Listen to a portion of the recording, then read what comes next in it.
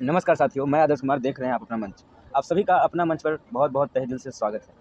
जैसा कि आप लोग को मालूम होगा कि समाज में अभी हम लोग बहुत बात करते हैं, किस चीज़ का पता है? समानता का। समानता है क्या? वही कि सबको 10-10 किलो अनाज दे दो, सबको समान रूप से दे रहे हैं। सबको 20-20 रुपया दे दो, समान रूप से दे रहे हैं। तो सबको फ्लाइट भी तो दे दो, है ना? ये समानता है। सबको एकदम से जेएनयू जैसा यूनिवर्सिटी में पढ़ने का मौका दे दो, वो समानता है। सबको प्रेसिडेंट बना दो, सबको प्राइम मिनिस्टर बना दो, वो समानता है। सबको सेना ही बना दो, सबको शिक्षक ही बना दो, समानता है क्या? सब वकील बन जाए, सब जज बन जाए, सब क्रिमिनल बन जाए, समानता समान रूप से सब कुछ। इस पे कुछ बढ़िया से बात करते हैं। खास करके अभी बात करते हैं हम लोग जो समानता नारी पुरुष का है, नारी पुरुष को भी और अन्य जो हमें लगता है कि नारी पुरुष हो गए और अदर जेंडर्स जो आए हैं उनके बारे में भी आज बात करेंगे अच्छा से, और उनकी समानता, उनके अधिकार, उनके कर्तव्य पे भी बहुत अच्छा से विशेष चर्चा करते हैं। सर, आप लोग का स्वागत है इसमें सर। नमस्कार। धन्यवाद। नमस्कार। तो भारतीय संस्कृति को समझते हुए, और जहाँ तक बात अगर महिलाओं की बात हो और उसमें महिलाएं ना रहे तो बात सही नहीं है। हम बात करें इस विद्यार्थियों का और वहाँ पे छात्र रहे ही नहीं, तो फिर किसके लिए बात कर रहे हैं? तो इसी सिलसिले में मैम आपका और सर आपका भी बहुत-बहुत स्वागत है सर। सर, आप लोग अभी जो समाज में ये जो अभी चल रही है, राजनीति जो चल रही है, राजनीति कहना थोड़ा सही नहीं लग रहा मुझे, पूरी दूसरा चीज़। तो ये जो राजनीतिक है या कूटनीतिक है सर, जो कि आज तक समाज को बाँटने का काम किया है, समानता को लेकर के, आरक्षण को लेकर के, इस पे सर आप लोग का मैम आपका क्या विचार है इसको लेकर के? देखो, जहाँ तक आरक्षण की बात है या समानता की बात है, तो मेरा मत इसमें थोड़ा-सा भिन्न है कि स्त्री-पुरुष को भगवान ने भी समान नहीं बनाया है। भगवान ने स्त्री को अलग गुण दिए हैं, नैसर्गिक रूप से। ममता का गुण जो स्त्री को दिया है भगवान ने, वो पुरुष के पास नहीं है, और जो पुरुष के गुण हैं, वो स्त्री के पास नहीं है। तो जहाँ तक हम समानता की बात करते हैं, शारीरिक रूप से समानता नहीं है और गुणों में भी समानता नहीं है। हमारे जो शास्त्र हैं, उसमें भी स्त्री को बहुत महान दर्जा दिया गया है, या माँ का जो दर्जा दिया गया है, वो पुरुष कभी प्राप्त नहीं कर सकता।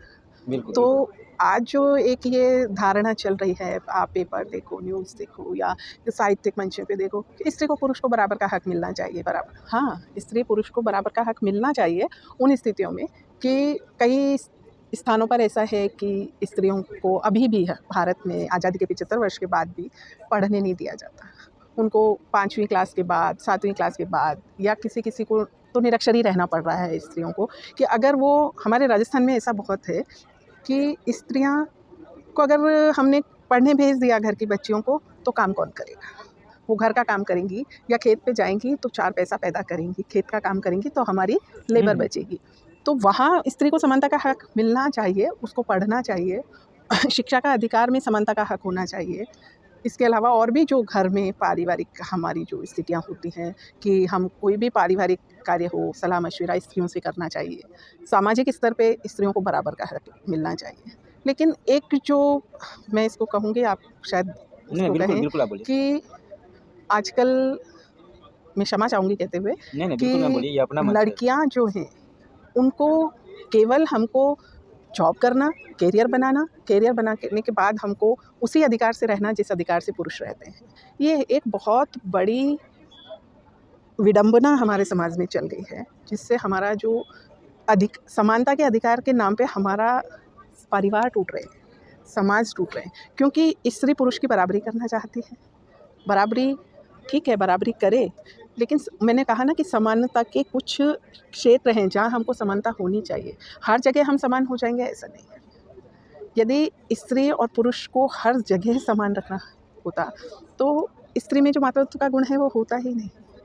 तो वो स्त्री पुरुष में माता भी होता है, है, बिल्कुल। तो पुरुष में भी ये चीज़ गुण भगवान भेज देते हैं कि जा तुम भी माँ, या स्त्री फिर माँ तो है। अपना कितना भी पुरुष कोशिश कर ले, उसमें स्त्री का जो मातृत्व भाव है वो कभी बिल्कुल, नहीं आ नहीं सकता। आ पाता। तो मैं समानता का अधिकार स्त्री को शिक्षा में मिलना चाहिए, स्वास्थ्य में मिलना चाहिए, रहन सहन में मिलना चाहिए, पारिवारिक अधिकार में मिलना चाहिए, वहाँ तक तो ठीक है। लेकिन आजकल स्त्रियाँ ये विडंबना हो गई है कि पुरुषों की तरह हमको अपना करियर बनाना है, करियर बनाने के बाद में हमको जॉब करना है, जॉब करने के बाद हम विवाह करेंगी तो करेंगी, नहीं करेंगी तो नहीं करेंगी, और विवाह करने के बाद भी हम कब तक संतान साथ रहेंगे? उत्पन्न करेंगी, नहीं करेंगी, क्योंकि अगर वो करेंगी तो हमारा करियर खराब है। इस स्थितियों में हमारे जो पारिवारिक संस्था है, भारत की जो पारिवारिक संस्था मूल रूप से चली आ रही है, उसका बहुत विखंडन हो रहा है और समाज की परिस्थितियाँ विकट होती जा रही हैं। तो मेरा मानना ये है कि एक हद तक स्त्री पुरुष बराबर का अधिकार मिलना चाहिए उनको, पढ़ाई में, शिक्षा में, रहन-सहन में, अब रोज़गार में, उन सब में अधिकार मिलना चाहिए। कार्य क्षेत्र में जो स्त्री कार्य अपना करना चाहते हैं उसको रोकना नहीं चाहिए। लेकिन स्त्रियों को ये समझना होगा कि हमको केवल पुरुषों की तरह कपड़े पहनकर ही समानता का अधिकार नहीं मिलेगा, या पुरुष हमारा जो असल में हमको भगवान ने मनुष्य योनि में माँ बना के भेजा है, मातृत्व का गुण हम में डाला है, उसके लिए हमको अपना परिवार को देखना होगा। बिल्कुल, बिल्कुल सही बात। परिवार का विखंडन जो हो रहा है उसके लिए बहुत हद तक आज स्त्री जिम्मेदार। स्त्री जिम्मेदारी, क्या बात है मैम, आप मतलब स्त्री होकर के जो भी हमारी माँ, चाची, बहन जो भी होगी पुरुष वो सुन रही हैं, होगी, पुरुषों ने बहुत दमन किया है, बहुत तो शोषण किया उन है लोगों को ये स्त्रियों बात का। बुरा लग सकता है, लेकिन कहीं न कहीं इस चीज़ पे मैं भी इस चीज़ से राज़ी हूँ। सर आपका इस बात पे, इसी चीज़ पे सर क्या विचार है सर? बेजिंग करते हैं। जहाँ शारीरिक रूप से भी अगर हम देखेंगे, जैसा अभी आप बता रही थी, दोनों में भिन्नता है। शारीरिक भिन्नता है, एक शब्द है हमारे यहाँ पर व्यवस्था, यस सर। तो एक समाज की एक व्यवस्था है अपनी, उसको हम संस्कार भी बोलते हैं। संस्कार का मतलब भी वही है। एक हम शब्द बोलते हैं करीना, करीना से सजाया गया किसी चीज़ को, तरीके से बोला हमें। वो सब चीज़ें धीरे धीरे समाज में ख़त्म होती जा रही हैं। समाज में वो चीज़ें ख़त्म होने से समाज की व्यवस्थाएं बिगड़ रही हैं। आज लड़कियां शादी करती है और शादी करने की उम्र जब निकल चुकी होती है तब जा शादी करती है। जैसे बारिश के मौसम में यदि हमने फसल बोने से चूक गए, बाद में फसल बोएंगे तो फल नहीं पैदा होगा। वैसे जब एक उम्र होती है उस वक्त में यदि गर्भधारण होगा तो उस समय में आप सुसंस्कारित बच्चों को अपना जन्म दे सकते हैं। पर अब इस उम्र में जाकर के हुआ होता है जब बारिश निकल गई, सावन सारे निकल गए, तब उसके बाद में फिर जो है बुरा है। वैसी स्थिति लड़कियों के साथ में 30-35 वर्ष की उम्र में शादी होती है।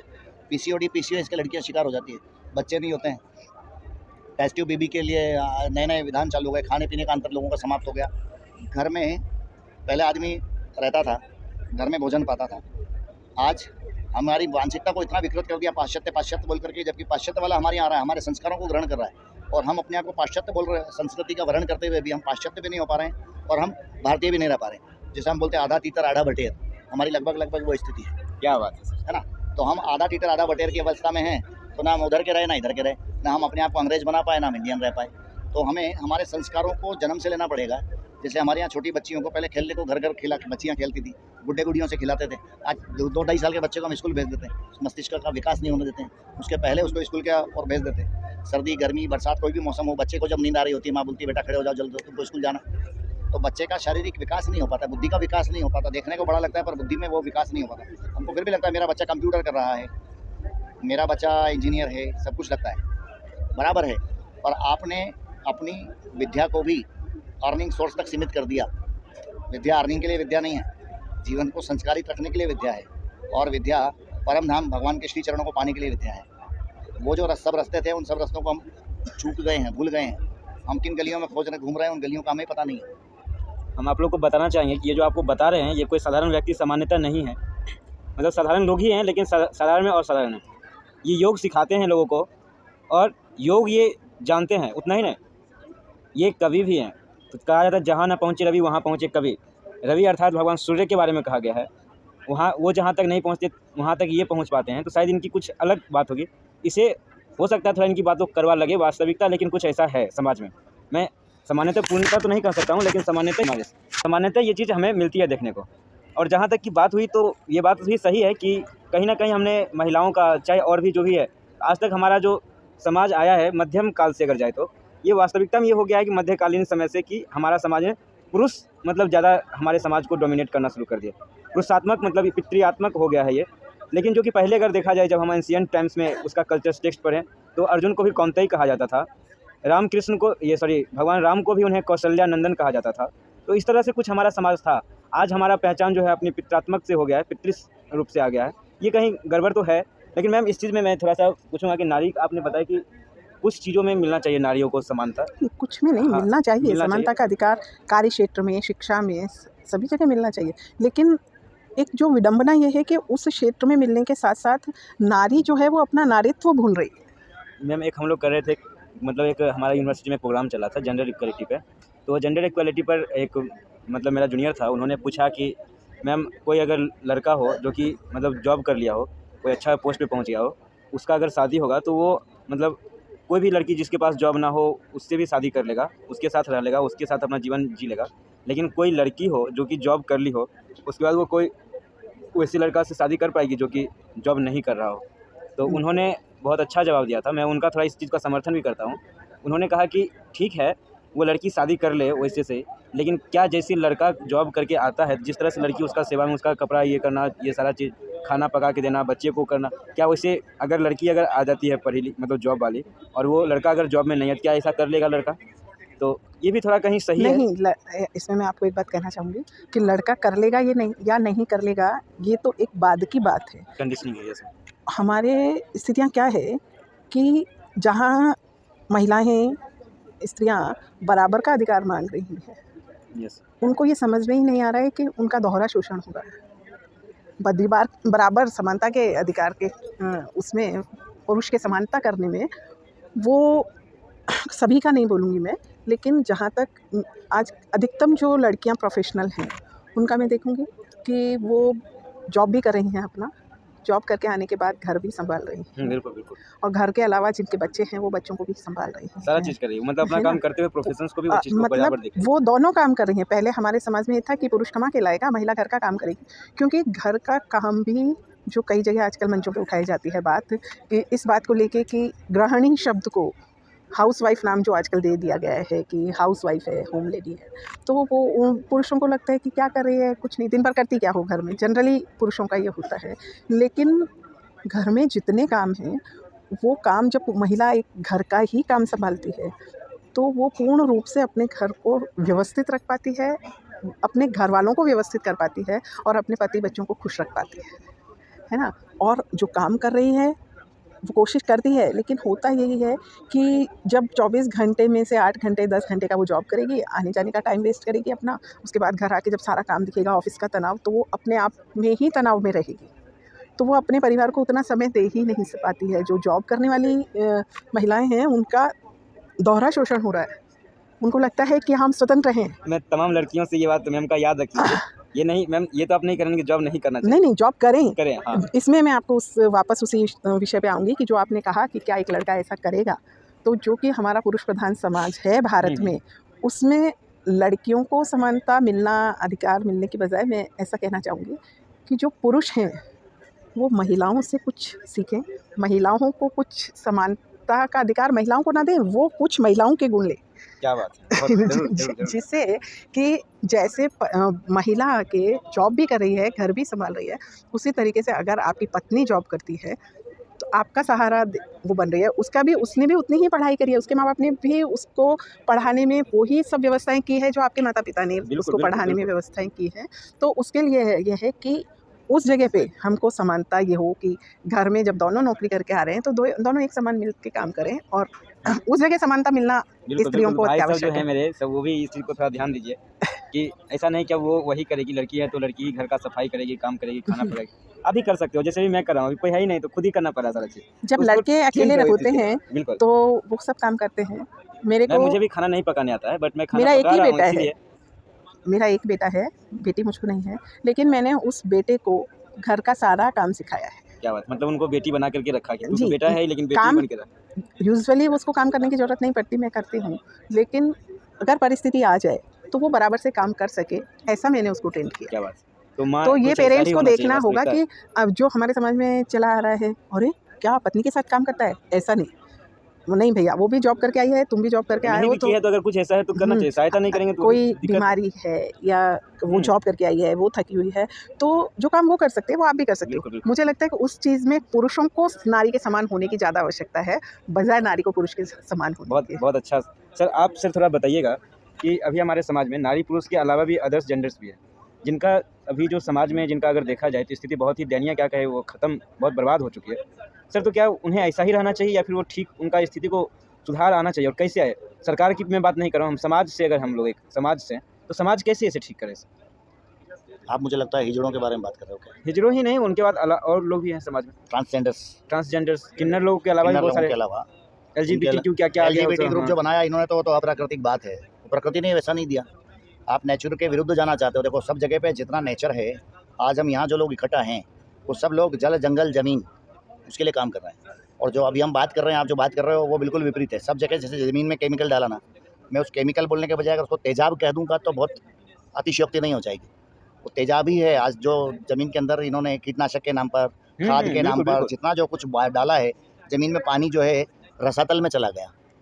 और हज़ार फुट खोदने पर भी पानी नहीं मिल रहा है। वैसे अब वो ज़मीन का डाला से निकाला हुआ तेजाब अब हमारे रगों में भी जो है भोजन के माध्यम से जो पहुँचाया, बुद्धि में भी वैसा ही कुछ पहुँचा दिया है उसी के माध्यम से कि हमारी बुद्धि विकृत हो गई कि हम जो अप्राकृतिक चीज़ है उसको खोज रहे हैं अपने शरीर में, जो प्रकृति ने हमको नहीं दिया।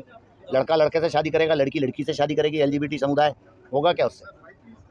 संतति संतान तो होगी नहीं। हम संतति और संतान की इच्छा क्यों करते हैं? हम भगवान से, हमारे यहाँ पर एक कहानी आप लोगों ने यदि सुनी होगी, अगर मैं कहूँ, और मुझे नहीं लगता भारतीय को ऐसा हो जिससे जो कहे कि हमने कहानी नहीं सुनी या नहीं पढ़ी यूट्यूब पर बाबा दादी से, नाना नानी से, माँ से, पिता से, स्कूल के टीचर से, किसी से कहानी तो सुनी होगी। जब हम कहीं कहानी सुनते हैं तो हम सुनते हैं कि हम रामायण को भी जब पढ़ते हैं तो उसमें भी पढ़ने को आता है, महाभारत में, जहाँ भी हम गीता में पढ़ते हैं, कहानियाँ सब जगह है। वहाँ आता है एक राजा और रानी थे, उनको कोई संतान नहीं थी। फिर एक ऋषि वहाँ पर आए, वो ऋषि ने आकर के उनको एक हवन कराया। हवन कराने से फिर एक फल मिला, वो फल उन्होंने राजा को दिया, राजा ने रानी को फल खाने को दिया, उससे एक संतान उत्पन्न हुई, वो विलक्षण संतान थी। ऐसा हम लोग पढ़ते हैं कहानी में। इस कहानी का सारांश क्या? इस कहानी का सारांश है कि विलक्षण संतानें पैदा करने का एक तरीका था, फल खाने से संतान उत्पन्न नहीं हुई थी। पर जो ऋषि वहाँ आए थे, संतान तो संसर्ग करने से ही पैदा हुई, पति पत्नी के संसर्ग से ही संतान पैदा हुई। पर संसर्ग कब करना? उचित ग्रह, उचित नक्षत्र, उचित गर्भाधान का समय, तब जब संसर्ग आप करेंगे उस उचित समय में। और भगवान को हवन कराया, जहाँ शब्द आ रहा है हवन कराया, ऋषि आए उन्होंने हवन कराया। हवन कराया माने हम भगवान से क्या प्रार्थना करें कि जो हमारे को संतान मिलेगी वो हमारी संतान विलक्षण संतान हो, ऐसा हमारी इच्छा है।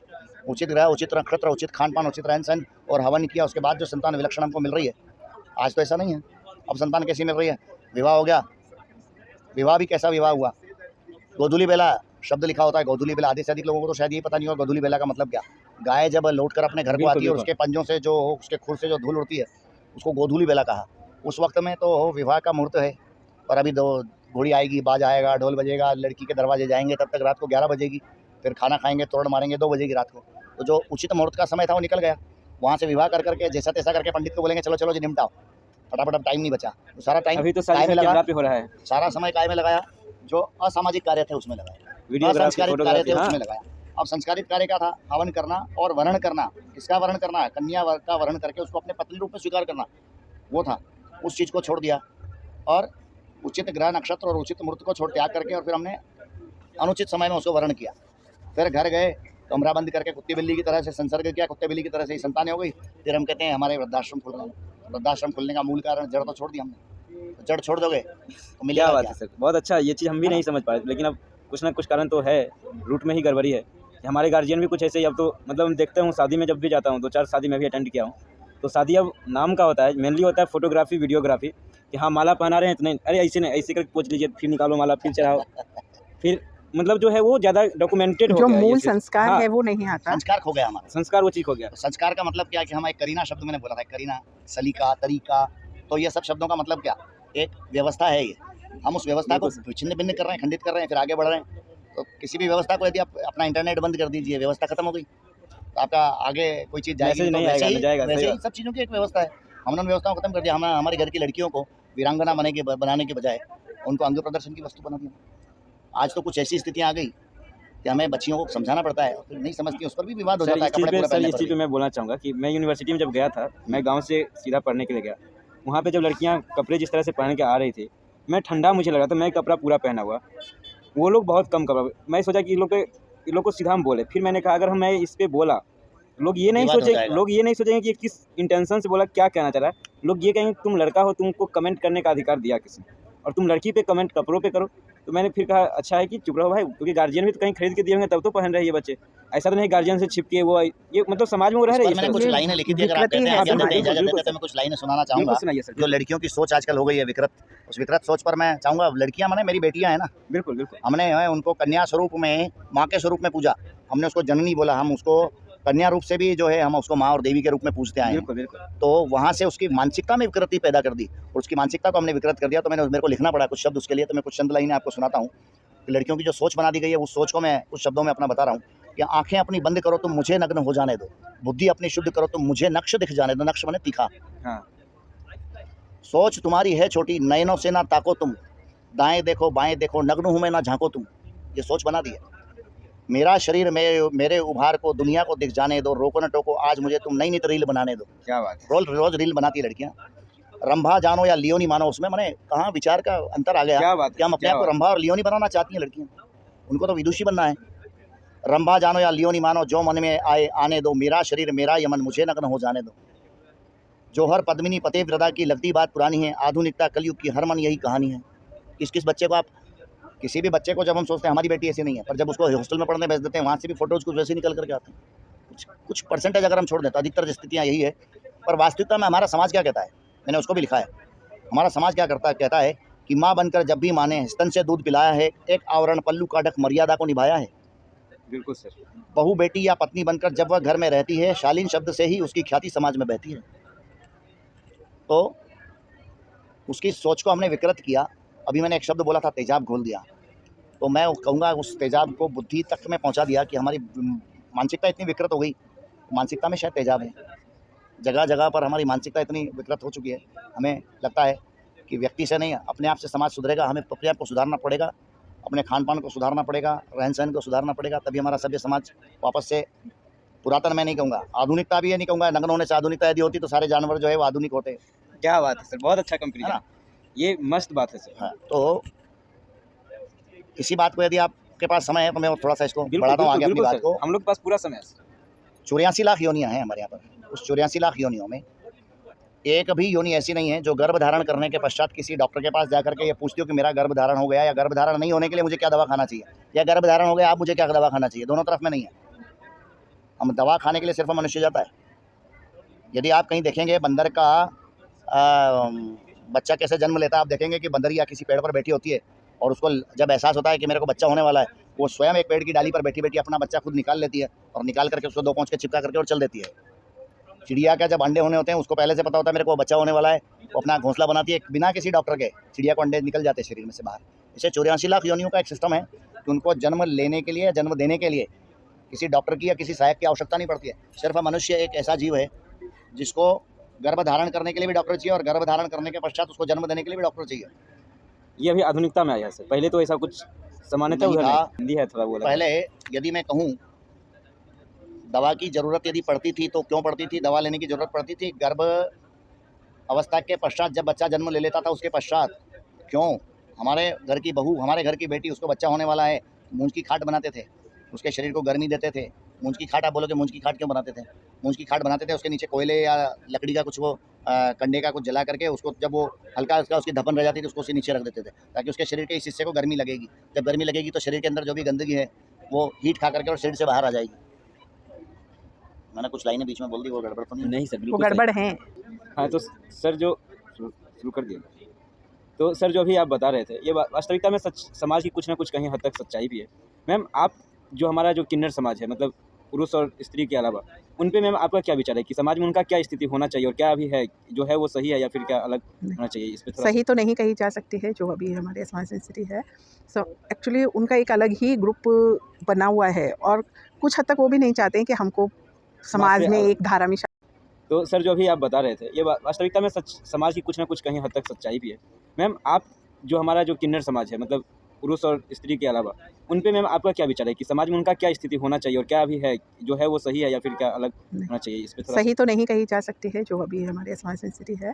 सो एक्चुअली उनका एक अलग ही ग्रुप बना हुआ है और कुछ हद तक वो भी नहीं चाहते हैं कि हमको समाज से में अलग। एक धारा में शामिल किया जाए, क्योंकि कुछ चाहते हैं और होना चाहिए कि उनको सामाजिक धारा में एक समान जो स्त्री और पुरुष के अधिकार हैं वैसे ही सब अधिकार उनको मिलने चाहिए। लेकिन मुझे इस विषय में ज़्यादा जानकारी नहीं है, लेकिन जहाँ तक मुझे जानकारी है कि जो जैसे किसी के घर पे अगर ऐसी संतान उत्पन्न होती है जो किन्नर है, तो किन्नर समुदाय वाले उस संतान को ले जाते हैं और वो उसको घर में नहीं रहने देते और उसको भी अपने समान ही किन्नर बनाते हैं, या वो अपने समान नाचने गाने का कार्य, या फिर वो जो आजकल तो किन्नरों ने बहुत ज़्यादा, जैसे ट्रेन में भी आप जाओगे तो किन्नर आएंगे वहाँ मांगने, आप सड़क पे निकल रहे हैं, सड़क पे गाड़ी रोक के किन्नर मांगेंगे। तो वो जो उन्हें एक अपना व्यवसाय बना लिया है उसको वो नहीं छोड़ना चाह रहे हैं। और मैं तो यही कहूँगी कि उनको उन चीज़ों को छोड़ के एक समाज की मुख्य धारा में शामिल करना चाहिए। मैम लगभग कुछ महीनों या 1-2 साल का बात है, सही से हमको याद नहीं रहा। बिहार में एक ऐसी व्यक्ति थी जो कि मतलब किसी कारणवश बायोलॉजिकली वो फीमेल में नहीं आती थी, तो वो जो थी वो उससे समाज से निकाला जा रहा था। उसके मम्मी पापा को बहुत ये किया गया, प्रताड़ित किया गया, मतलब मम्मी पापा उनको छोड़ नहीं रहे थे। उसके बाद उन्होंने दरोगा बना था और वो पहली दरोगा थी बिहार में। अभी भी वो कहीं ना कहीं सर्विस कर रही है, शायद वो है ये मुजफ्फरपुर के आसपास में कहीं पे वो कर रही है। उसी का न्यूज़ स्टोरी आया था, तो हम लोग देखे पटना में वो जा करके फिर दीदी के यहाँ अपना जो बड़ी बहन थी उसके यहाँ पढ़ के तैयारी करके फिर उसका दिए। उन्होंने बताया कि मेरे माँ पिताजी हमारे साथ रहे, मेरे दीदी रहे, लेकिन जो समाज के लोग थे वो हमेशा हमको नकारते रहे, ये करते रहे। उसके बाद समाज वो में ये आज विडंबना है। हाँ, तो फिर मैम हम ये कहना चाह रहे हैं कि जब तक वो उन्हें नकार रही थी समाज, वो ठीक है। अगर उसी समाज में अगर वो आज जा रही है दरोगा के रूप में, एक मतलब सेवा कर्मी के रूप में, तो समाज क्या अब वहाँ पे उनको नकार पाएगी? और जब नहीं नकार पाएगी, जब आपका इंटरेस्ट, आपकी काम उनके द्वारा अगर हो रहा है, फिर वो भी जब अगर इंसान है, उनके पास भी दिमाग है, तो फिर बिल्कुल, उनको जुड़ना वो चाहिए। भी इंसान हैं, उनके पास भी बुद्धि है, वो भी शिक्षित हो सकते हैं, वो भी नौकरी में आ सकते हैं, वो सभी कार्य वो वो भी कर देश में सकते हैं, बहुत एक बड़ा संतान उत्पत्ति के अलावा वो सभी कार्य कर सकते हैं। तो मेरा तो कहना यही होगा कि जो हमारी एक सामाजिक व्यवस्था है, इसमें बदलाव आना चाहिए और उनको मुख्यधारा में शामिल करना चाहिए। क्यों? वो भी एक प्राणी हैं, सामान्य प्राणी जैसे हम हैं, बिल्कुल, वैसे बिल्कुल। ही वो भी प्राणी हैं, तो उनको भी समान अधिकार मिलने चाहिए। सर आपका क्या इस पे विचार है सर? देखो, एक तरफ हम कहते हैं कि हिजड़ों को अधिकार मिलना चाहिए, जैसा भी आप बता रही थी कि हिजड़ों को अधिकार तो मिलना चाहिए, और जब हिजड़ा जन्म भी तो मेरे ही घर में लेता है, आपके मेरे घर में, इस समाज में हिजड़ों का जन्म होता है, वहीं से समुदाय विशेष के द्वारा उनको उठाया जाता है और अपने साथ ले जाया जाता है। तो उनको यहाँ से भिन्नता तो उन्हीं के समूह के लोग दे रहे हैं, जो मैं उस वही तरीके के कह रही लोग हूँ हैं। कि जो किन्नर समुदाय है, जो किन्नर समुदाय है वही उनको नहीं अलग ले चाहता है अलग ले कि जाने के जो बाद ऐसे में बच्चे आप उत्पन्न हो उनको वो अलग मुख्य भी ले धारा जाना में चाहते जिए। हो, हमारे बीच समाज में रहने भी देना चाहते हो और समाज के सारे अधिकार भी चाहते हो, फिर भी मैं कहूँगा पहले में और अब में बहुत चीज़ में भिन्नता आई है। अभी तो हमारे किन्नर भाई कुछ जो हैं वो चुनाव लड़ करके एक, जहाँ तक मेरा ख्याल है शायद कर्नाटक में किन्नर जो है वो मेयर बने थे। किन्नर लोग बहुत जगह बहुत हाँ, आगे जा चुके हैं, मेयर भी उसमें कोई है, बड़ी बात नहीं जाना है। विधायक भी चाहिए। किन्नर है। और मैं ये मैं कहूँगी जगह इसमें बोल रहा हूँ कि कौन सी जगह से। किन्नर समुदाय, इसमें समाज से ज़्यादा किन्नर समुदाय को अपना रोल निभाना होगा कि जो किसी के घर में ऐसे नए बच्चे उत्पन्न होते हैं, तो उनको वो मुख्य धारा में ही रहने दें, वो उनको अपने समुदाय में शामिल करने की जिद ना करें। तो मैम लेकिन उसको मालूम कैसे हो दादा कि यहाँ पे कोई ऐसे बच्चे हो गए हैं? जब वो आपके इसका घर में तो आते हैं ना, बधाई देने के नाम पर आते हैं, बधाई देने के किन्नर नाम पर जब जिस आते हैं भी तो आपके किसी के घर घर बच्चों में को देखते हैं, आजकल तो ऐसा खिलाते हो गया है हैं, उनको कि बधाई लड़की गाने होती का। है तो भी और लड़का होता है। पहले हमारे समाज की ऐसी व्यवस्था थी कि किन्नर को चूँकि मुख्य समुदाय में, मुख्य धारा में शामिल नहीं किया गया था, तो किन्नर लोग अपना किसी के घर में विवाह शादी हो, नई संतान लड़का उत्पन्न हो, तो उसके घर नाच गा के, उनको बधाई दे के, अपना अर्जन करके और अपनी जीविका चलाते थे। ये एक हमारी सामाजिक व्यवस्था थी। उस सामाजिक व्यवस्था में भी जो वास्तविकता में अगर देखा जाए तो हमारे हिंदू धर्म में किसी को भी निम्न स्तर नहीं दिया गया है। सबको व्यवस्था एक जो थी वर्ण व्यवस्था, उसके अनुसार किसी को भी अपने, हर व्यक्ति को अपना जीविकोपार्जन करने का अधिकार दिया गया था।